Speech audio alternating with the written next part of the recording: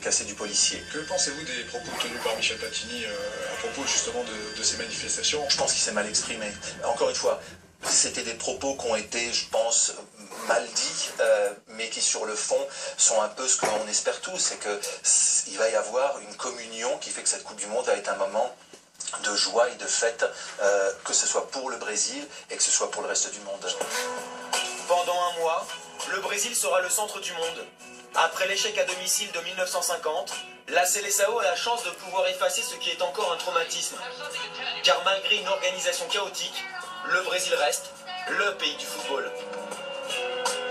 Dans ce pays, tous les gamins que vous pouvez voir dans la rue jouer au football, vous vous dites, ça ne peut être qu'un événement unique, exceptionnel. Et en tant qu'amoureux du football, quand on voit ce pays, combien ce pays est beau, le Brésil, on peut se dire que c'est certainement la plus belle fête que l'on puisse avoir, et ça sera le plus bel été qu'on puisse imaginer.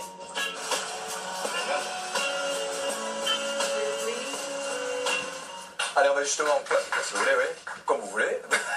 Pour applaudir, allez-y si vous voulez applaudir. On espère évidemment que ça sera une belle fête.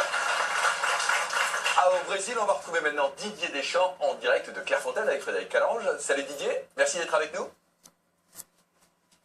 Bonjour à tous.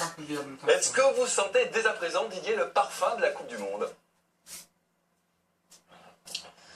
Il y a un petit moment déjà, en faisant la liste, le 13 mai, et puis lorsqu'on s'est rejoint et les premiers joueurs nous ont rejoints lundi, on est dans la période pré-Coupe du Monde avec la préparation, même si ça commencera, comme vous le savez, le 15 juin pour nous, mais on y est dedans déjà.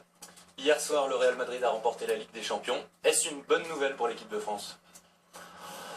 Oui, ça n'est pas une mauvaise en tous les cas, puisqu'on va récupérer deux joueurs, Raphaël et Karim, qui sont champions d'Europe, donc